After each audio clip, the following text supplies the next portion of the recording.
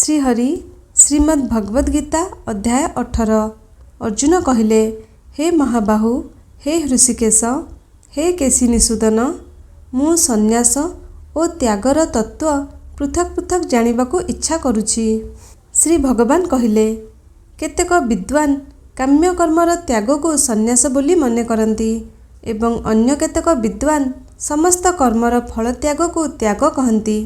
केतेक विद्वान कहती जे दोष त्याग करिबा परि कर्मगुड़ी को त्याग करदेबा उचित एवं अन्य केतेक विद्वान कहती जे यज्ञ दान और तपरूपक कर्मगुड़ी को त्याग करिबा अनुचित। हे भरतश्रेष्ठ अर्जुन, सन्यास और त्याग मध्यरु तुमे प्रथमे त्याग विषय मोर निर्णय शुण। कारण हे पुरुष श्रेष्ठ, त्याग तीन प्रकार बोली कथित अछि। यज्ञ दान और तपरूपक कर्म त्याग करिबा उचित नुहे, बरं सेगुड़ी को अवश्य करिबा उचित। कारण यज्ञ दान और तप एही तीन प्रकार कर्म मनीषी मानकु पवित्र करती। हे पार्थ, एसबु कर्म अर्थात यज्ञ दान और तप तथा अन्यान्य कर्म मध्य आसक्ति और फलेच्छा त्यागपूर्वक करिबा उचित। यह मोर निश्चयकृत उत्तम मत अटे। नियत कर्म त्याग करिबा उचित नुहे। मोहवशतः ताहा त्याग करिबाकु तामस त्याग कुहाजाए। कर्म को केवल दुख स्वरूप मने करी जदि केही शारीरिक कष्ट भୟରେ कर्म त्याग करे, तेबे से राजस त्याग करी मध्य त्यागर फल पाए नाही। हे अर्जुन, केवल कर्तव्य पालन करिबाकु हेबो। एपरि बुझी आसक्ति और फलेच्छा त्याग करी जेउ कर्म करा जाए ताहाकु ही सात्विक त्याग बोली मानि निया जाइछि। जे अकुशल कर्मरे द्वेष करे नहीं एवं कुशल कर्मरे आसक्त हुए नहीं, से ही त्यागी, बुद्धिमान, संदेह रहित और निज स्वरूपरे स्थित। कारण देहधारी मनुष्य पक्षे समस्त कर्म त्याग करिबा संभव नुहे। तेणु जे कर्मफल त्यागी ताको ही त्यागी कुहाजाए। कर्मफल त्याग करिनथिबा मनुष्य को कर्मर इष्ट अनिष्ट और मिश्रित एही तीन प्रकार फल मृत्यु परे मध्य मिले, किंतु कर्मफल त्यागी मानंकु केउठी भी ए सबु फल मिले नहीं। हे महाबाहु, कर्मगुड़िकर अंतकारी सांख्य सिद्धांतरे समस्त कर्मर सिद्धि पई एही पांचटी कारण दर्शा जाइछि। से सबको तुमे मोठारु बुझ। एही कर्म सिद्धि रे अधिष्ठान कर्ता अनेक प्रकारर करण, विविध प्रकारर पृथक पृथक चेष्टा एवं दैव बा संस्कार नामक पांचटी कारण अछि। शरीर वाणी और मन द्वारा मनुष्य जहा किछि भी शास्त्र विहित बा शास्त्र विरुद्ध कर्म आरंभ करे, सेथिरे एही पांचटी हेतु हुअन्ति। किंतु एपरि पांचटी हेतु थिले मध्य जिए सेही कर्म विषय रे केवल शुद्ध आत्मा को कर्ता देखे, सेही दुर्मति ठीक देखे नहीं। कारण तार बुद्धि शुद्ध नुहे, अर्थात से निज विवेक को महत्व देई नहीं। जहार अहंकृत भाव नाही एवं जहार बुद्धि लिप्त नुहे, से युद्धरे ए समस्त प्राणी को मारी मध्य मारे नहीं कि बंधन रे पड़े नहीं। ज्ञान ज्ञेय और परिज्ञाता ए तीनोटी द्वारा कर्म प्रेरणा हुए एवं करण कर्म और कर्ता ए तीनोटी द्वारा कर्म संग्रह हुए। गुणमानंकर विवेचना करा जाइथिबा शास्त्र रे गुणभेदरे ज्ञान कर्म और कर्ता प्रत्येक को तीन प्रकार रे कुहा जाइछि। सेगुड़ी को मध्य तुमे यथार्थ रूपे शुण। जेउ ज्ञान द्वारा साधक समस्त विभक्त प्राणींठारे विभाग रहित एक अविनाशी भाव बा सत्ता को देखे, सेही ज्ञान को तुमे सात्विक बोली जान। किंतु जेउ ज्ञान द्वारा मनुष्य समस्त प्राणींकर भिन्न भिन्न अनेक भाव को पृथक पृथक बोली जाने, सेही ज्ञान को तुमे राजस बोली जान। किंतु जहा बा जेउ ज्ञान द्वारा मनुष्य एकमात्र कार्यरूपक शरीर रे संपूर्ण भली आसक्त रहे तथा जहा अजौक्तिक वास्तविक ज्ञान रहित और तुच्छ, ताहाको तामस ज्ञान बोली कुहा जाइछि। जेउ कर्म शास्त्र विधि द्वारा नियत और कर्तृत्वाभिमान रहित तथा जहा फलेच्छा शून्य मनुष्य द्वारा बिना राग द्वेषरे करा जाइथाए, ताहाको सात्विक कर्म कुहा जाए। किंतु जेउ कर्म भोगेच्छारे अथवा अहंकार सहित एवं परिश्रम पूर्वक करा जाए, ताहाको राजस कर्म कुहा जाए। जेउ कर्म परिणाम क्षति हिंसा ଓ ସାମର୍ଥ୍ୟକୁ ନ ଦେଖି ମୋହପୂର୍ବକ ଆରମ୍ଭ କରାଯାଏ ତାହାକୁ ତାମସ କୁହାଯାଏ। ଯେଉଁ କର୍ତ୍ତା ରାଗରହିତ, କର୍ତ୍ତୃତ୍ୱାଭିମାନ ରହିତ, ଧୈର୍ଯ୍ୟ ଓ ଉତ୍ସାହଯୁକ୍ତ ତଥା ସିଦ୍ଧି ଅସିଦ୍ଧିରେ ନିର୍ବିକାର ତାହାକୁ ସାତ୍ତ୍ୱିକ କର୍ତ୍ତା କୁହାଯାଏ।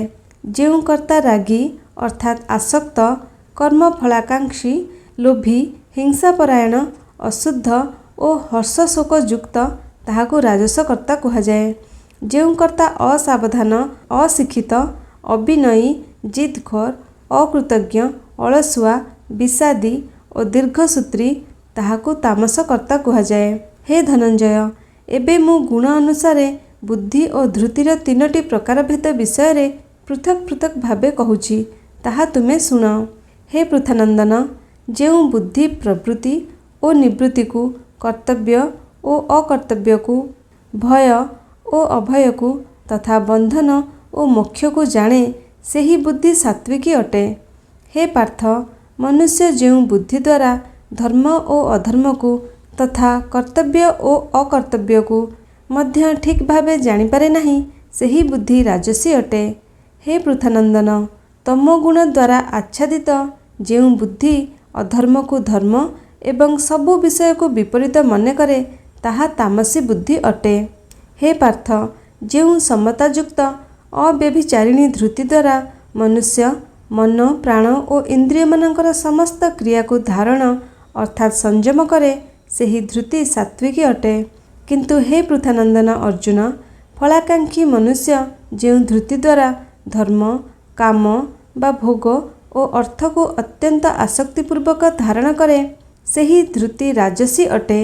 ହେ ପାର୍ଥ, ଦୁଷ୍ଟବୁଦ୍ଧି ମନୁଷ୍ୟ ଯେଉଁ ଧୃତି ଦ୍ୱାରା ନିଦ୍ରା, ଭୟ, ଚିନ୍ତା, ଦୁଃଖ ଓ ଅହମିକା ମଧ୍ୟ ଛାଡ଼େ ନାହିଁ ଅର୍ଥାତ୍ ଧାରଣ କରିଥାଏ, ସେହି ଧୃତି ତାମସୀ ଅଟେ। ହେ ଭରତଶ୍ରେଷ୍ଠ ଅର୍ଜୁନ, ଏବେ ତୁମେ ମୋଠାରୁ ତିନି ପ୍ରକାର ସୁଖ ବିଷୟରେ ମଧ୍ୟ ଶୁଣ। ଅଭ୍ୟାସ ଦ୍ୱାରା ଯେଉଁଥିରେ ରମଣ ହୁଏ ଏବଂ ଯେଉଁଥିରେ ସମସ୍ତ ଦୁଃଖ ଅନ୍ତ ହୋଇଯାଏ, ଏତାଦୃଶ ପରମାତ୍ମ ବିଷୟକ ବୁଦ୍ଧିର ପ୍ରସନ୍ନତାରୁ ଉତ୍ପନ୍ନ ଯେଉଁ ସୁଖ, ସାଂସାରିକ ଆସକ୍ତି ହେତୁ ଆରମ୍ଭରେ ବିଷତୁଲ୍ୟ ଓ ପରିଣାମରେ ଅମୃତତୁଲ୍ୟ, ତାହାକୁ ସାତ୍ତ୍ୱିକ ସୁଖ କୁହାଯାଏ। ଯେଉଁ ସୁଖ ଇନ୍ଦ୍ରିୟ ଓ ବିଷୟ ସଂଯୋଗରୁ ଜାତ, ତାହା ଆରମ୍ଭରେ ଅମୃତତୁଲ୍ୟ ଓ ପରିଣାମରେ ବିଷତୁଲ୍ୟ ପ୍ରତୀତ ହୁଏ, ତେଣୁ ତାହାକୁ ରାଜସ ସୁଖ କୁହାଯାଏ। ନିଦ୍ରା, ଆଳସ୍ୟ ଓ ପ୍ରମାଦଜନିତ ଯେଉଁ ସୁଖ ଆରମ୍ଭରେ ଓ ପରିଣାମରେ ନିଜକୁ ମୋହିତ କରେ, ତାହାକୁ ତାମସ ସୁଖ କୁହାଯାଏ। ପୃଥିବୀରେ, ସ୍ୱର୍ଗରେ ଅଥବା ଦେବତାମାନଙ୍କଠାରେ ତଥା ଏମାନଙ୍କ ଅତିରିକ୍ତ ଅନ୍ୟ କେଉଁଠି ବି ଏପରି କୌଣସି ବସ୍ତୁ ନାହିଁ ଯାହା ପ୍ରକୃତିଜନିତ ଏହି ତିନି ଗୁଣରୁ ମୁକ୍ତ। ହେ ପରନ୍ତପ, ବ୍ରାହ୍ମଣ, କ୍ଷତ୍ରିୟ, ବୈଶ୍ୟ ଓ ଶୂଦ୍ରଙ୍କର କର୍ମ ସ୍ୱଭାବଜାତ ତିନି ଗୁଣ ଦ୍ୱାରା ବିଭକ୍ତ କରାଯାଇଛି।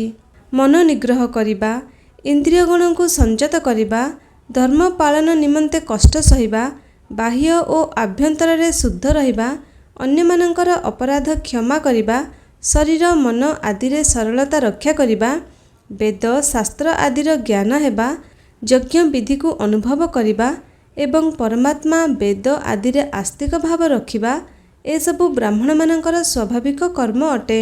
ଶୂରବୀରତା, ତେଜ, ଧୈର୍ଯ୍ୟ, ପ୍ରଜାଙ୍କ ପରିଚାଳନା ଆଦିରେ ବିଶେଷ ଚତୁରତା, ଯୁଦ୍ଧରେ କଦାପି ପଛଘୁଞ୍ଚା ନ ଦେବା, ଦାନ କରିବା ଓ ଶାସନ କରିବାର ଭାବ ରହିବା କ୍ଷତ୍ରିୟଙ୍କର ସ୍ୱାଭାବିକ କର୍ମ।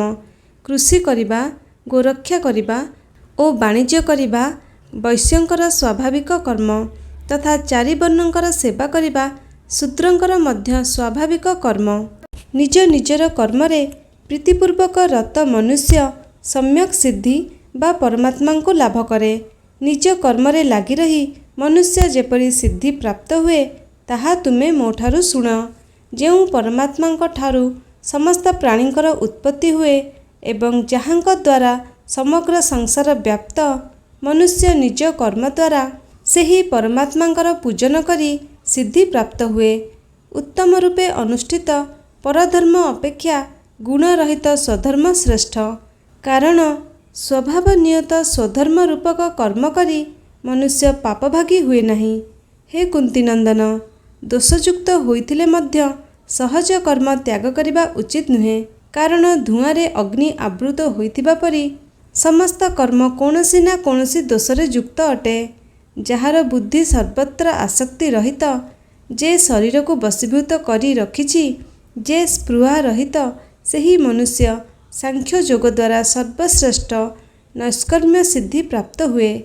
ହେ କୌନ୍ତେୟ, ସିଦ୍ଧିପ୍ରାପ୍ତ ସାଧକ ଜ୍ଞାନର ପରାନିଷ୍ଠା ବ୍ରହ୍ମକୁ ଯେପରି ପ୍ରାପ୍ତ ହୁଏ, ତାହା ତୁମେ ମୋଠାରୁ ସଂକ୍ଷେପରେ ବୁଝ।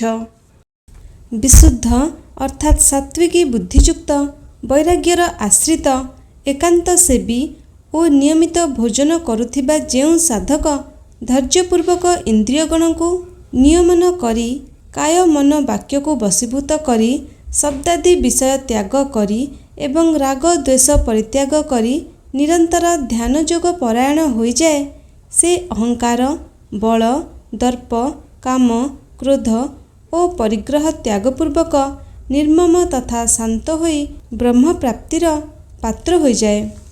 ବ୍ରହ୍ମରୂପ ହୋଇଥିବା ସେହି ପ୍ରସନ୍ନମନା ସାଧକ କାହାରି ପାଇଁ ଶୋକ କରେ ନାହିଁ କି କୌଣସି ଇଚ୍ଛା କରେ ନାହିଁ। ଏତାଦୃଶ ସମସ୍ତ ପ୍ରାଣୀଙ୍କଠାରେ ସମଭାବ ସମ୍ପନ୍ନ ସାଧକ ମୋର ପରାଭକ୍ତି ଲାଭ କରେ। ସେହି ପରାଭକ୍ତି ଦ୍ୱାରା ମୋତେ ଅର୍ଥାତ୍ ମୁଁ ଯେତେ ଓ ଯିଏ, ଏ କଥାକୁ ସେ ତତ୍ତ୍ୱତଃ ଜାଣିଯାଏ। ତାପରେ ମୋତେ ତତ୍ତ୍ୱତଃ ଜାଣି ତତ୍କାଳ ମୋଠାରେ ପ୍ରବିଷ୍ଟ ହୁଏ।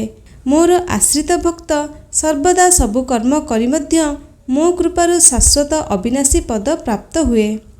ଚିତ୍ତରେ ସମସ୍ତ କର୍ମ ମୋତେ ଅର୍ପଣ କରି ମତ୍ପରାୟଣ ହୋଇ ତଥା ସମତାର ଆଶ୍ରୟ ନେଇ ନିରନ୍ତର ମଦ୍ଗତ ଚିତ୍ତ ହୋଇଯାଅ। ମଦ୍ଗତ ଚିତ୍ତ ହୋଇ ତୁମେ ମୋ କୃପାରୁ ସମସ୍ତ ବିଘ୍ନକୁ ଅତିକ୍ରମ କରିଯିବ। ଏବଂ ଯଦି ତୁମେ ଅହଙ୍କାର ବଶତଃ ମୋ କଥା ନ ଶୁଣିବ, ତୁମର ପତନ ହେବ। ଅହଙ୍କାରର ଆଶ୍ରୟ ନେଇ ତୁମେ ଯୁଦ୍ଧ କରିବ ନାହିଁ ବୋଲି ଯାହା ମନସ୍ଥ କରିଛ, ତୁମର ଏହି ନିଶ୍ଚୟ ସମ୍ପୂର୍ଣ୍ଣ ମିଥ୍ୟା। କାରଣ ତୁମର କ୍ଷାତ୍ର ପ୍ରକୃତି ତୁମକୁ ଯୁଦ୍ଧରେ ନିୟୋଜିତ କରିଦେବ।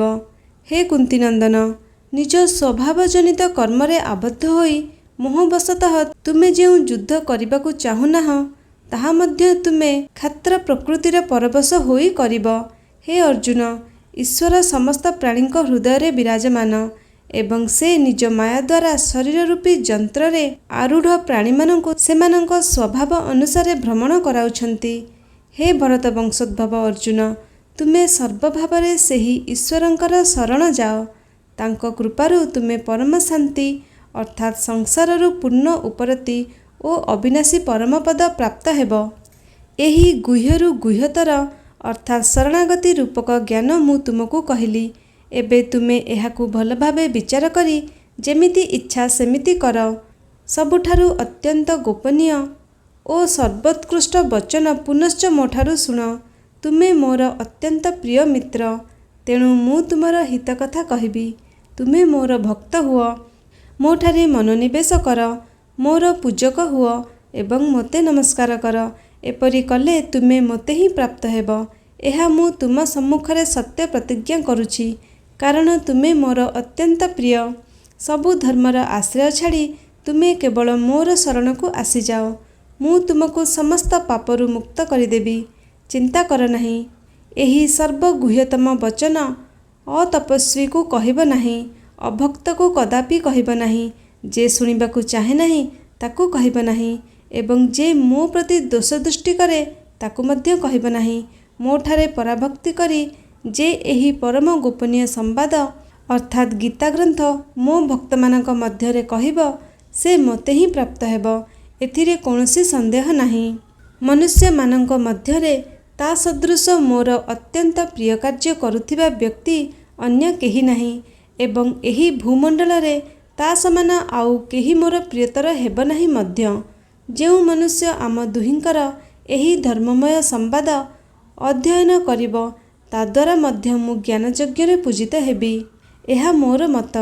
ଯେଉଁ ଶ୍ରଦ୍ଧାବାନ ଓ ଦୋଷଦୃଷ୍ଟି ରହିତ ମନୁଷ୍ୟ ଏହି ଗୀତା ଗ୍ରନ୍ଥକୁ କେବଳ ଶୁଣିନେବ, ସେ ମଧ୍ୟ ଶରୀର ତ୍ୟାଗ କରିବା ପରେ ପୁଣ୍ୟକର୍ମାମାନଙ୍କର ଶୁଭ ଲୋକମାନ ପ୍ରାପ୍ତ ହେବ। ହେ ପୃଥାନନ୍ଦନ, ତୁମେ ଏକାଗ୍ର ଚିତ୍ତରେ ଏହାକୁ ଶୁଣିଲ ତ?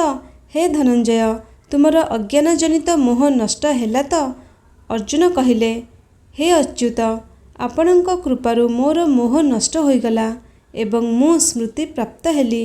ମୁଁ ସନ୍ଦେହ ରହିତ ହୋଇ ସ୍ଥିତ ହୋଇଛି। ଏବେ ମୁଁ ଆପଣଙ୍କର ଆଜ୍ଞା ପାଳନ କରିବି। ସଞ୍ଜୟ କହିଲେ, ଏହି ପ୍ରକାରେ ମୁଁ ଭଗବାନ ବାସୁଦେବ ଓ ମହାତ୍ମା ପୃଥାନନ୍ଦନ ଅର୍ଜୁନଙ୍କର ଏହି ରୋମାଞ୍ଚକର ଅଦ୍ଭୁତ ସମ୍ବାଦ ଶୁଣିଲି। ମୁଁ ନିଜେ ବ୍ୟାସଦେବଙ୍କ କୃପାରୁ ସାକ୍ଷାତ ଯୋଗେଶ୍ୱର ଭଗବାନ ଶ୍ରୀକୃଷ୍ଣ ଏହି ପରମ ଗୋପନୀୟ ଯୋଗ କହୁଥିବାର ଶୁଣିଲି। ହେ ରାଜନ୍, ଭଗବାନ ଶ୍ରୀକୃଷ୍ଣ ଓ ଅର୍ଜୁନଙ୍କର ଏହି ପବିତ୍ର ତଥା ଅଦ୍ଭୁତ ସମ୍ବାଦ ସ୍ମରଣ କରି କରି ମୁଁ ବାରମ୍ବାର ହର୍ଷିତ ହେଉଛି। ହେ ରାଜନ୍, ଭଗବାନ ଶ୍ରୀକୃଷ୍ଣଙ୍କର ସେହି ଅତି ଅଦ୍ଭୁତ ବିରାଟ ରୂପକୁ ସ୍ମରଣ କରି କରି ମୋତେ ଅତିଶୟ ଆଶ୍ଚର୍ଯ୍ୟ ଲାଗୁଛି ଏବଂ ମୁଁ ବାରମ୍ବାର ହର୍ଷିତ ହେଉଛି। ଯେଉଁଠି ଯୋଗେଶ୍ୱର ଭଗବାନ ଶ୍ରୀକୃଷ୍ଣ ଅଛନ୍ତି ଏବଂ ଯେଉଁଠି ଗାଣ୍ଡୀବଧାରୀ ଅର୍ଜୁନ ଅଛନ୍ତି, ସେହିଠାରେ ହିଁ ଶ୍ରୀ, ବିଜୟ, ବିଭୂତି ଓ ଅଚଳ ନୀତି ରହିଛନ୍ତି। ଏହା ମୋର ମତ। ଏହି ପ୍ରକାରେ ଶ୍ରୀକୃଷ୍ଣ ଅର୍ଜୁନ ସମ୍ବାଦରେ ମୁଖ୍ୟ ସନ୍ନ୍ୟାସ ଯୋଗ ନାମକ ଅଷ୍ଟାଦଶ ଅଧ୍ୟାୟ ପୂର୍ଣ୍ଣ ହେଲା।